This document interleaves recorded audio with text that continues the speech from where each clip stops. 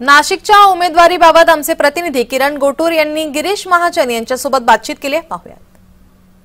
नाशिकमधून ज्या उमेदवारी अर्ज दाखल करण्यात येणार आहे, माझ्यासोबत गिरीश महाजन आहेत। बहुत मोठ्या प्रमाणात शक्ती प्रदर्शन करण्यात येणार आहेत, कशा पद्धतीचं नाही, राज्यभर सगळ्या ठिकाणी अतिशय मोठं शक्ती प्रदर्शन आमच्या उमेदवाराच्या माध्यमातून होतंय। मोठ्या संख्येमध्ये कार्यकर्त्यांमध्ये, मतदारांमध्ये जेवढा मोठा उत्साह आहे, त्यामुळे आपण सगळ्या ठिकाणी महाराष्ट्रभर गर्दी बघता आहात। मला वाटतं की ही नुसती गर्दी बघूनच आपल्या लक्षात येईल की यामध्ये उमेदवार कोणाचा विजय होणार आहे। पण मोठ्या ताकदीनिशी सर्व जनता एकवटलेली आहे, कार्यकर्ते एकवटलेले आहेत आणि आज आम्ही नाशिक आणि दिंडोरी या दोन्ही लोकसभा मतदारसंघामध्ये उमेदवारी अर्ज दाखल करत आहोत। शरद पवार म्हणतायत की महाराष्ट्रामध्ये भाजपला जी चिंता वाटते, कसली चिंता आहे? आम्हाला कसली चिंता आहे? पवारसाहेब वेगवेगळे स्टेटमेंट करतायत, मुद्दाम एवढ्या टप्प्यामध्ये इलेक्शन ठेवलं। आता इलेक्शन किती टप्प्यात ठेवायचं, कधी ठेवायचं हा निर्णय काय आम्ही भारतीय जनता पक्ष घेतोय का, मोदीजी घेत आहेत का?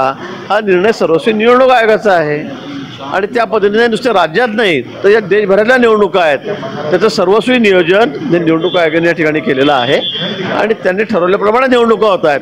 पण आता शरद पवारांचं कसं झालेलं आहे की आता सगळं काय झालं म्हणजे 2 टप्प्यात ठेवलं असतं तर मुद्दाम 2 टप्प्यात ठेवलं, 5 टप्प्यात ठेवलं तर मुद्दाम भाजपने जे केलं, म्हणजे सर्व नारळ म्हणजे आमच्या डोक्यावरच फोडायचं आहे असा प्रकार त्याचा चाललेला आहे। आज मनसे सुद्धा आलेली आहे सोबत, कशा पद्धतीने एकूणच राज ठाकरेंची सभा नाशिकमध्ये असणार आहे? मनसे, माननीय राजसाहेब, त्यांचे सर्व कार्यकर्ते, पदाधिकारी सगळे ताकदीनिशी आमच्या सोबत, महायुतीच्या सोबत या ठिकाणी आहेत।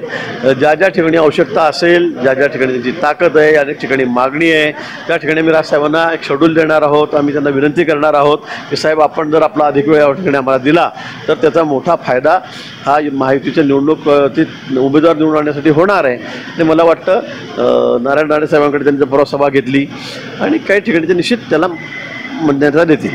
तर एकूणच आज मनसे सुद्धा भाजपमध्ये ॲक्टिव्ह हे झाल्याचं आपल्याला बघायला मिळतोय। अभिजित पानसे सर सुद्धा आहेत माझ्यासोबत। एक मनसेची एक मोठी ताकद आहे नाशिकमध्ये, राज साहेबांची सभा आपण घेणार आहात। सगळ्याच महाराष्ट्रातनं सन्माननीय राजसाहेबांना विनंती होते प्रत्येक उमेदवाराकडनं की आमच्याकडे सभा घ्या।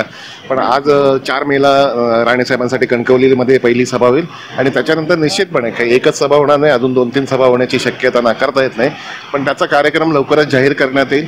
महायुतीसाठी जिथे जिथे विनाशर्त आम्ही पाठिंबा दिलेलाच आहे, पण जिथे जिथे मोठ्या ताकदीने मनसैनिक आहेत, तुम्ही जर बघत असाल तर नाशिकचे संपूर्ण सगळे दिग्गज पदाधिकारी माझ्याबरोबर आहेत। त्यामुळे आम्ही ज्या फोर्सनी उतरलेलो आहोत त्या फोर्सने मला असं वाटतं की महायुतीला प्रचंड मोठा विजय मिळेल। तर हे होते मनसेचे नेते अभिजित पानसे सर। आज गिरीश महाजन यांना ते भेटण्यासाठी आलेले होते। महायुतीकडनं आज जे आहे उमेदवारी अर्ज भरण्यात येणार आहे। मुख्यमंत्री, उपमुख्यमंत्री हे दोन्ही नेते काही वेळात हे नाशिकमध्ये दाखल होतील, त्यामुळे आता महायुतीकडनं जोरदार प्रचार आणि रणनीती आखण्यात जे येत असल्याचं आपल्याला नाशिकमध्ये बघायला मिळत आहे। किरण गोटूर, जय महाराष्ट्र न्यूज, नाशिक।